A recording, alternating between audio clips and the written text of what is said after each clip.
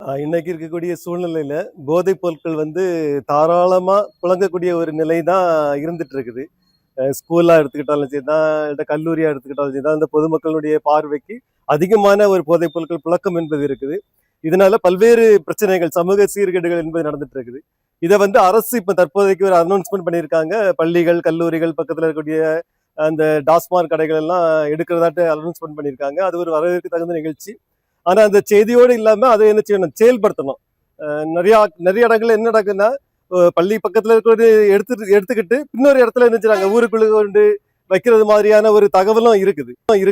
இப்போ அந்த அடிப்படையில அதை வந்து முழுமையாட்டு என்ன செய்யணும், அதை வந்து என்ன செய்யணும், மூடணுங்கிறது தான் என்னுடைய கோரிக்கை.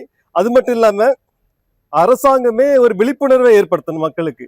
போதையினால என்னென்ன பாதிப்புகள் இருக்குது, எப்படி குடும்பங்கள் வந்து பாதிக்கப்படுது, தனிநபர்கள் எப்படி பாதிக்கப்படுறாங்கிறத வந்து அரசே என்ன சின்ன விழிப்புணர்வுகள் கொண்டு வரணும். இன்னைக்கு நாங்க வந்து தனியார் அமைப்புகளா இருந்தாலும் பல்வேறு விதமான விழிப்புணர்வுகள் மாவட்டம் முழுவதும் செய்துட்டு இருக்கிறோம். அருள் குமரேசன், நாகர்கோவில். இந்த டாஸ்மார்க்னால நிறைய பிரச்சனை தான். அதனால குடும்பங்கள் வந்து பல குடும்பங்கள்னா பல கோடி குடும்பங்கள் பிரச்சனையில பாதிச்சுட்டு கிடக்கு.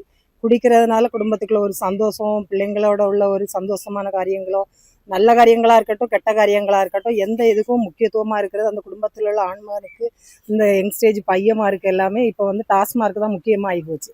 ஆனால் அது இல்லாமல் இருக்கணும்னா இப்போ கொஞ்சம் கடைகளை மூடி இருக்கிறத மாதிரி கண்டினியூவாக என்ன கொஞ்சம் கடைகளை மூடணும். அப்படி மூடினாதான் அது ரொம்ப சிறப்பாகவும் இருக்கும். ஒன்று கோயில்கிட்ட இருக்கிறது, பள்ளிக்கூடங்களில், காலேஜ் பக்கத்தில், ஹாஸ்பிட்டல், ஒரு சில கவர்மெண்ட் ஆஃபீஸ் பக்கத்தில் இருக்கிற டாஸ்மாக் கடைகள்லாம் 1-2 கடைகள் இப்போ அதேசம் மூடி இருக்கிறாங்க. ஆனாலும் கண்டினியூவாக கடைகளை மூடினாதான் அந்த குடும்பங்களும் நல்லா இருக்கும், சந்தோஷமா இருக்கும். அதனால டாஸ்மார்க்கு முக்கியத்துவம் எந்த காலமும் எந்த அரசுமே கொடுக்க வேண்டாம். அதெல்லாம் க்ளோஸ் பண்ணிட்டு அதுக்கு மேற்கொண்டு பப்ளிகளுக்கு என்ன இம்பார்ட்டன்ட் கொடுக்கணுமோ அவங்களுக்கு இதனால டாஸ்மார்க்கை நிப்பாட்டிட்டு வேற எதில் வருமானம் வருமோ அதுக்கு தகுந்தவாறு அந்த ஆட்களை கூப்பிட்டு பேசி அதுக்குள்ள நடவடிக்கைகள் எடுக்குமாறு அந்த அரசோட தாழ்மையுடன் கேட்டுக்கொள்கிறோம்.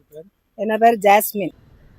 தமிழகத்தில் புதியதாக பொறுப்பேற்றுள்ள அரசு கிட்டத்தட்ட தமிழகத்தில் மதுபான கடைகளை, குறிப்பாக கோயில்கள், பள்ளிக்கூடங்கள் அருகில் உள்ள, மருத்துவமனை அருகில் உள்ள கடைகளை மூடுவதற்கு உத்தரவிட்டிருந்தனர்.